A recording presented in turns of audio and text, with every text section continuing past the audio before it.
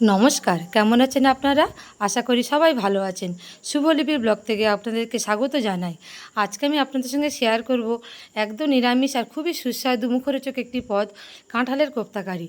কাঁঠাল তো আমরা বিভিন্ন রকমভাবে রান্না করে থাকি। এই নিরামিষ কাঁঠালের এঁচোড়ে তরকারি করি বা চিংড়ি দিয়ে করি, কিন্তু ওইভাবে রান্না না করে আজকে আমি সম্পূর্ণ নিরামিষভাবে রান্নাটা করব। যারা নিরামিষ খেতে ভালোবাসেন বা সম্পূর্ণ নিরামিষভোজী, তাদের পক্ষে কিন্তু এই রান্নাটা খুবই উপকার আসবে আর খুবই খেতে কিন্তু ভালো হবে।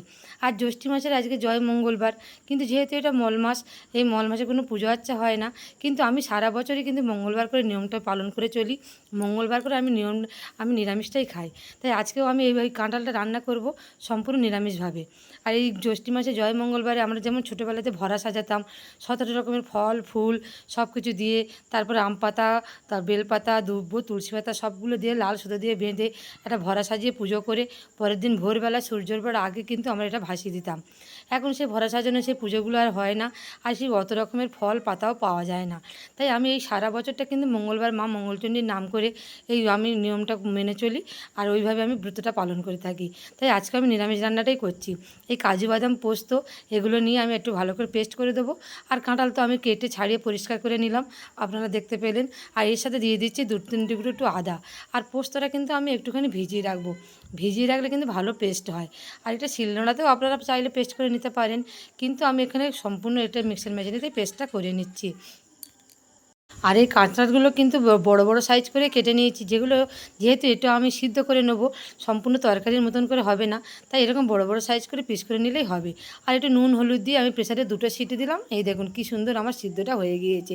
তারপর এগুলোকে আমি একটা ছেঁকে তুলে নিয়ে একটা গামলার মধ্যে করে দিয়ে হাতে হাতে চেপে চেপে এইভাবে সমস্তটাকে একদম মাখিয়ে নেবো। তারপর এর সাথে আমি কিছু মশলা অ্যাড করব, আর একটু বেসন আমি এর সাথে দিয়ে দেবো। হাত দিয়ে দেখেছেন তো সবটাকে নরম করে নিয়েছি। আর এখানে আমি এটা আমার পরিমাণ মতন যাতে ডোটা ভালোভাবে তৈরি হয় সেরকম বুঝে আমি এটাকে তৈরি করব, কোনো রকম জল কিন্তু দেবো না। আর এখানে পরিমাণ মতন আমি এখানে জিরের গুঁড়ো আর নুন আমি এখানে দিয়ে দিচ্ছি, আর কাঁচা লঙ্কা কুচি রেখেছিলাম আর একটু হলুদ গুঁড়ো, সেটাও কিন্তু আমি এর মধ্যে দিয়ে দেবো। দিয়ে আবার আমি কিন্তু এটাকে ভালোভাবে সব মাখানোর চেষ্টা করব। আর একটু আদা আমি ছিলে এই থেঁতো করে নিচ্ছি। আর আপনারা কিন্তু এখানে জল একদম দেবেন না, জল দিলে কিন্তু এর স্বাদটা একদম ভালো লাগবে না। আর বেসনের পরিবর্তে একটু আলু আপনারা কিন্তু দিতে পারেন, কিন্তু এখানে আলু আর দিচ্ছে না। এই বেসন দিয়ে সব কিছু একসাথে করে নিয়ে, আর সিদ্ধ করে যেহেতু কাঁঠালটা ছিল ওর থেকে প্রচুর পরিমাণে একটু রস বেরিয়ে যাচ্ছে, তাই দিয়ে এইভাবে আমি ডোটা তৈরি করে নিয়েছি। একটু চাপা দেওয়া থাক যাতে সমস্ত মশলাগুলো ওর সাথে মাখানো হয়ে যায়। আর 10 মিনিট পরে ফিরে এসে আমি উনুনে গরম তেল বসিয়ে দিলাম। তেলটা বেশ ভালো হয়ে গরম হয়ে গিয়েছে। তারপর ছোটো ছোটো হাতে করে বলের আকারে কেটে কেটে নিয়ে আমি একটা একটা করে সব এই তেলের মধ্যে ছেড়ে দেবো। আপনারা চাইলে যে যেমনভাবে হাতের শেপ দিতে পারেন, আমি এইরকমভাবে ঠিক ভেজিটেবল চপ করার মতো ওইরকম গোল গোল করে একটু লম্বা লম্বা করে ছেড়ে দিচ্ছি। ইচ্ছা করলে আপনারা চওড়াও করতে পারেন, একবার গোল গোলও করতে পারেন, বা এর থেকে বড় সাইজ বা ছোটো সাইজ যেটা আপনাদের ভালো লাগবে সেরকম করতে পারেন। আর এগুলো কিন্তু যে তরকারি রান্না করে খেতে হবে তা নয়, শুধু মুখে কিন্তু একটু বড়াটা খেতেও ভালো লাগে, চায়ের সাথে ভালো লাগে, বা এমনি গরম গরম একটু পকোড়ার মতন করে খেতেও ভালো লাগে। একটু নাড়াচাড়া করে দিচ্ছি যাতে এপিঠ ওপিঠ ভালোভাবে কিন্তু লাল লাল মতন হয়ে যায়। এই দেখুন বড়াগুলো কিন্তু আমার ভাজা প্রায় হয়ে গেল। এবার এগুলোকে তুলে নেবো।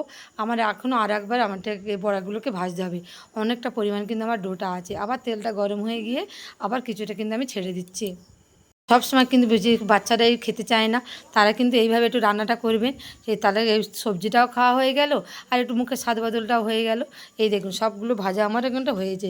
তাই একরকমভাবে রান্না না করে একটু বিভিন্ন রকমভাবে ঘুরিয়ে ফিরে রান্না করলে বাড়ির লোকেরও পছন্দ হয়, সকলেরও খেতে ভালো লাগে। তারপর আবার আমি একটু সরষের তেল গরম করতে দিয়ে তার মধ্যে কাঁচা লঙ্কা, টমেটো, গোটা গরম মশলা আর তেজপাতা আমি ফোড়ন হিসাবে দিয়ে দিচ্ছি।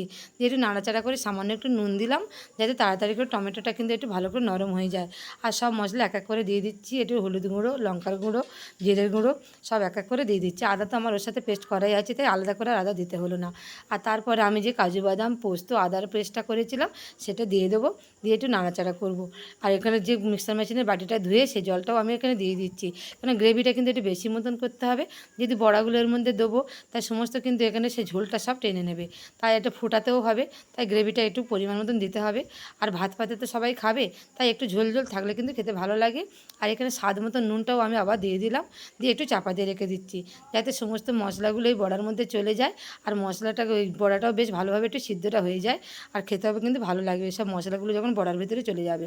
ব্যাস নামিয়ে নামার আগ পরে আমি একটুখানি গরম মশলা দিয়ে দিচ্ছি আর সামান্য একটু ঘি কিন্তু আমি উপর থেকে ছড়িয়ে দেবো।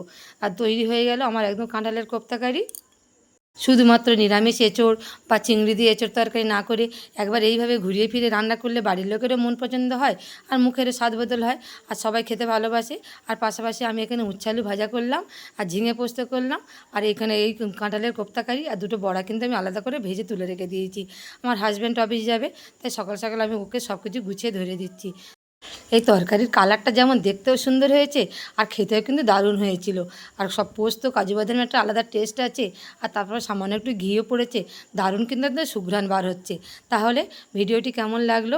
ভিডিওটি ভালো লাগলে সবাই কিন্তু একটা লাইক করবেন আর কমেন্ট করবেন আর পেজটিকে ফলো করে পাশে থাকবেন। আর যারা ইউটিউব থেকে দেখছেন তারা কিন্তু আমার এই পেজটিকে সাবস্ক্রাইব করে দেবেন। তাহলে দেখা হচ্ছে আপনাদের সঙ্গে পরের ভিডিওয়। ফিরে আসছি। শুভরাত্রি। ধন্যবাদ।